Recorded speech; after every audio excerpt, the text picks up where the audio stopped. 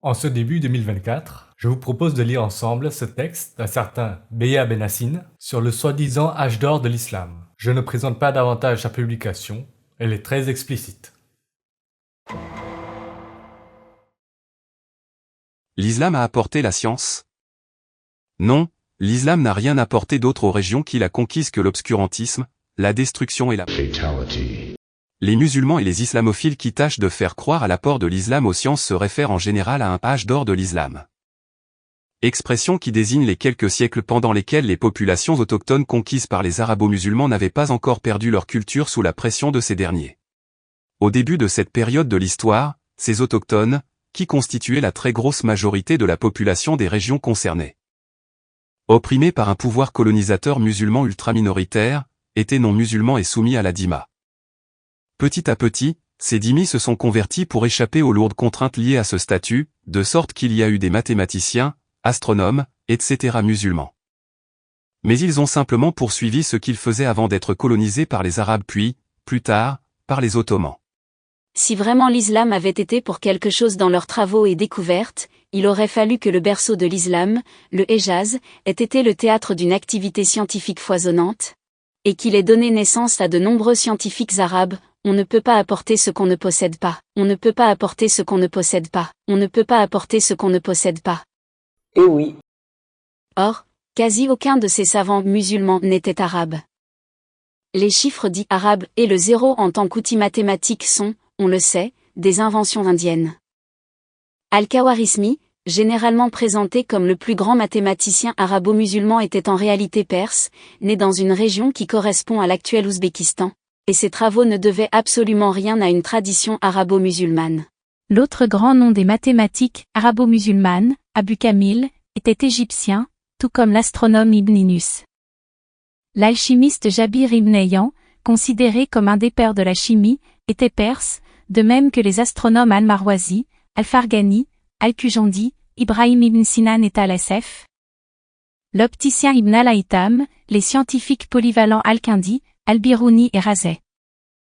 Le chirurgien Abu al-Qasim était andalou, probablement d'origine berbère comme la majorité des colons musulmans de l'Espagne. L'astronome et mathématicien Al-Batn était anatolien, l'astronome et opticien Taqi al-Din est né en Syrie, a fait ses études en Égypte, et s'est ensuite installé, lui aussi, en Anatolie, etc. Il a pu s'agir d'un âge d'or, simplement parce qu'il n'était pas encore réellement musulman. Son islamisation n'était pas encore profonde, et ce qui a produit cet âge d'or est le substrat autochtone pré-islamique qui subsistait encore.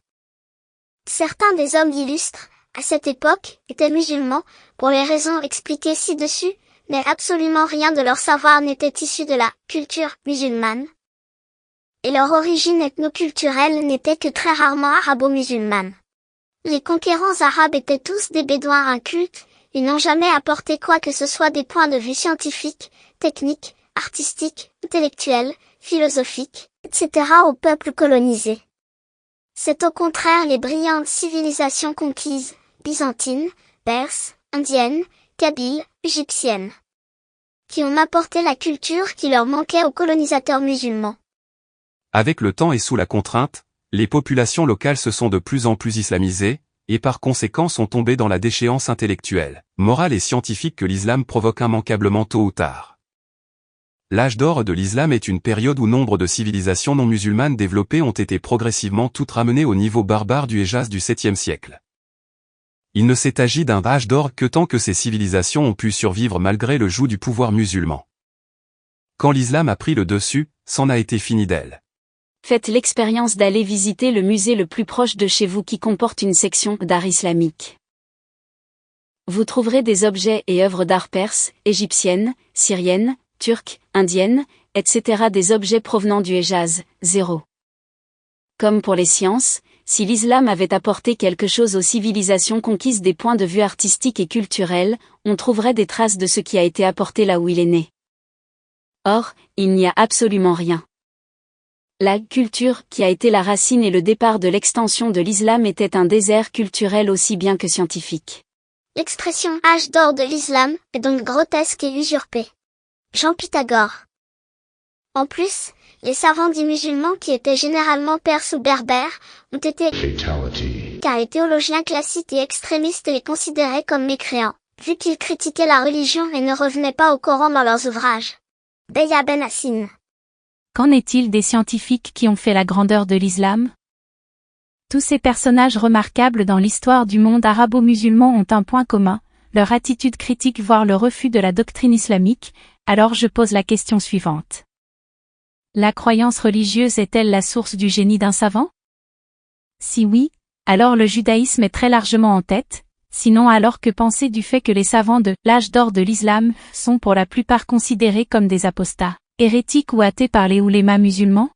1. Ibn Sina alias Avicenne, médecin et philosophe perse, surnommé par les musulmans l'imam des athées, a eu beaucoup de démêlés avec les gouvernants de son époque qui finiront par ordonner sa fatality. Il échappe cependant à plusieurs reprises. 2. Abu Bakr al-Razi alias Razeh, savant perse et grande fierté des musulmans qui le qualifient de « père de la médecine ». Le seul problème est qu'il était un kafir qui a renié l'existence de prophètes et considérait que seule la raison et la logique pouvaient mener à Dieu et pas les prophètes ou les révélations. Ses travaux enterrés pendant longtemps ont été repris en Europe participant à l'avènement des Lumières. Ce n'est qu'à ce moment-là que les musulmans ont entrepris de le récupérer sans réaliser ou en occultant le fait qu'il reniait Mahomet en tant que prophète. 3. Ibn Rushd alias Averroès, savant andalou et philosophe de renom, inspiré d'Aristote, il prenait également une approche logique et rationnelle du fait religieux notamment dans l'exégèse du Coran. Averroès croyait en un univers éternel ce qui lui valut d'être considéré comme un hérétique, il fut banni de Cordoue et ses ouvrages furent brûlés. Ce n'est que grâce aux traductions en latin que ses œuvres ont pu survivre. Ibn Taymiyyah le grand théologien musulman le décrivit comme un philosophe athée égaré qui affirme que les prophètes font croire aux gens ce qui est contraire à la réalité. 4. Al-Farabi alias Alpharabius, philosophe perse, qualifié de second maître en référence à Aristote le premier maître. Accusé de prôner la supériorité du philosophe sur le prophète et considéré comme un apostat et un mécréant par les théologiens musulmans. 5. Ibn al-Mukafa, scribe perse dans les administrations omeyyades et abbassides, il est un pilier de la littérature arabe. Certaines de ses œuvres sont très critiques envers les croyances religieuses héritées et affirment qu'aucune religion n'est convaincante après analyse et qu'au final le plus important est de bien se conduire avec les autres et ne pas faire le mal. Ses idées lui valurent une fin tragique, il fut accusé d'hérésie et fut sur ordre du calife. Certains récits rapportent que ses membres furent découpés et brûlés sous ses yeux jusqu'à ce que la l'emporte. 6. Abu al-Ala al-Mari, l'un des plus grands poètes de langue arabe, a exprimé son scepticisme vis-à-vis des religions, partisan de la raison, refusait l'idée de livre saint Coran inclus. Sa poésie critique lui valut d'être considéré comme un hérétique par les théologiens musulmans. 7. Ibn al-Haytham alias Alzen. L'un des savants arabes les plus remarquables, il est l'un des pionniers de la méthode scientifique, il croyait en l'idée de l'éternité de la matière et de l'univers. Ibn Taymiyyah, le fameux théologien musulman le décrit comme un mécréant athée semblable à Avicenne dans son égarement et son hérésie. Puis, Al-Kindi alias Al-Kindus, philosophe aristotélicien, il fut accusé d'hérésie et fouetté publiquement, sa bibliothèque lui fut également confisquée. Il est décrit dans certains ouvrages musulmans comme un astrologue égaré qui a renié la révélation et s'est opposé au Coran par sa parole. 9. Jaber ibn Ayyan alias Jebé. Savant perse, l'un des pères de la chimie, était convaincu que la chimie pourrait créer artificiellement des entités semblables aux êtres vivants, accusé d'apostasie. Certains musulmans vont jusqu'à nier qu'il a vraiment existé, les autres l'évoquent avec fierté ignorant, ou feignant l'ignorance, que ses idées font de lui un apostat. 10. Abbas ibn Firna, savant, inventeur, poète, musicien et médecin berbère, fut accusé d'apostasie, de pratiquer l'astrologie et la sorcellerie et d'être obnubilé par sa poésie et sa musique. 11. Ibn al-Rawandi, l'un des apostats les plus célèbres du monde musulman, philosophe perse rationaliste, il considérait le Coran comme une œuvre médiocre et sans valeur. 12. Abu Nawa, l'un des poètes les plus illustres du monde arabe, connu notamment pour ses poèmes érotiques et sa poésie satirique à l'encontre de l'islam. Considéré comme un apostat et un pervers homosexuel par certains musulmans.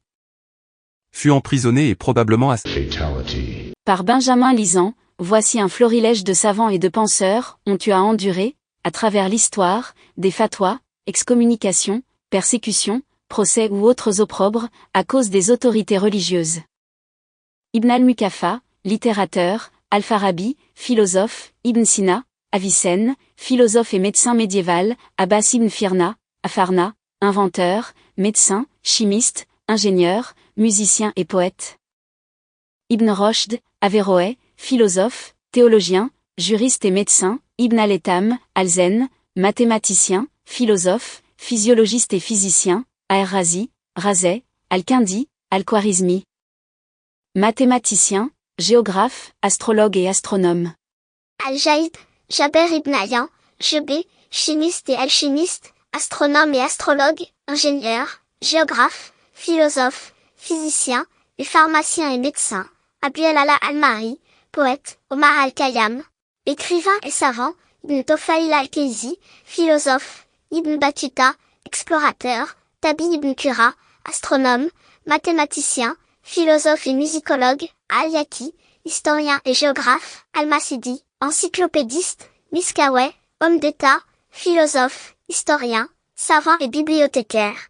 Al-Biruni, mathématicien, astronome, physicien, encyclopédiste, philosophe, astrologue, voyageur, historien, pharmacologue, Nazir al-Din al-Tusi, philosophe, mathématicien, astronome et théologien.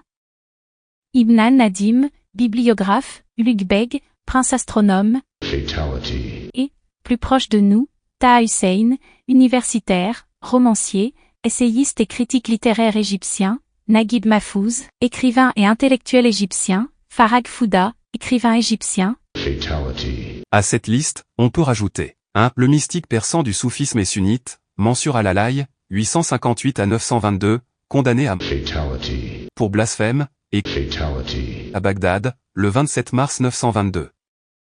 2. Mahmoud Mohamed Taha, 1909 à 1985, homme politique soudanais et un théologien musulman, Fatality. le 18 janvier 1985 par le président Ghaffar Nimeri pour apostasie. On peut ajouter à cette liste déjà exhaustive, les poètes et écrivains illustres accusés d'apostasie. 4. Abou el-Ala el-Mari, poète du XIIe siècle. 5. Jalal ed-Din Rumi, poète soufi mystique. 6. Omar el-Khayyam, poète athée iranien, Taha Hussein, un génie de la littérature arabe, de nationalité égyptienne, auteur décrié et accusé d'apostasie par l'Institut musulman Al-Azhar, pour son ouvrage sur la poésie arabe païenne, révélant une Arabie païenne civilisée, loin du cliché répandu par la littérature musulmane.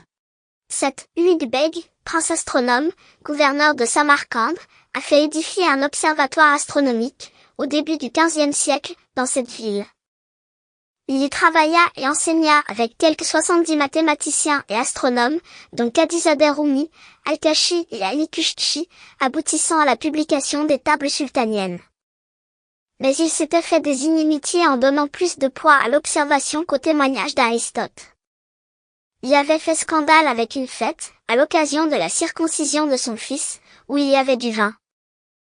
Mais ce n'est qu'après son Fatality. et 1449 que des intégristes eurent une occasion de raser l'observatoire. 8. Al-Din, l'astronome officiel de l'Empire, à l'initiative de construction d'un observatoire astronomique, voit une comète depuis son observatoire en 1577.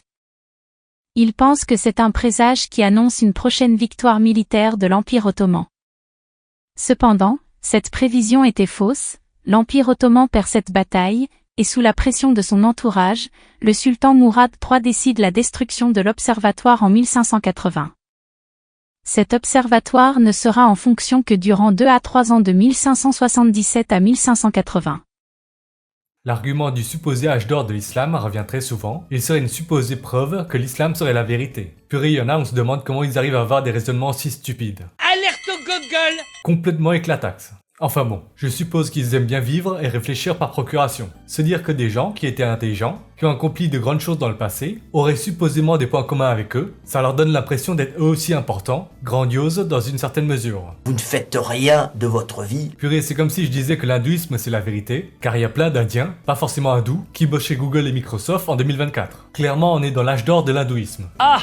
Si on devait faire une petite rétrospective démographique, en 1800, la population mondiale était estimée à 1 milliard, et le nombre de musulmans à environ 90 millions en 1800, soit un peu moins de 10%. Vers les années 800 à 1300, le Moyen-Âge plus ou moins quoi, on estime que la population humaine était environ 200 à 400 millions. En tout cas, moins de 500 millions. Aujourd'hui, on est plus de 8 milliards, soit au moins 16 fois plus, voire plus de 20 fois plus. Est-ce qu'à plus de 1,5 milliard, quasiment 2 milliards officiellement, soit pas loin de 25% de la population mondiale, le monde musulman brille par ses innovations, ses découvertes? Oui. Eh ben non. Sur plus de 50 pays musulmans, lequel arrive à briller par autre chose que grâce aux hydrocarbures, qui sont plus dus à un hasard géographique qu'autre chose. Quel pays musulman brille par le produit de la matière grise, le génie de sa population?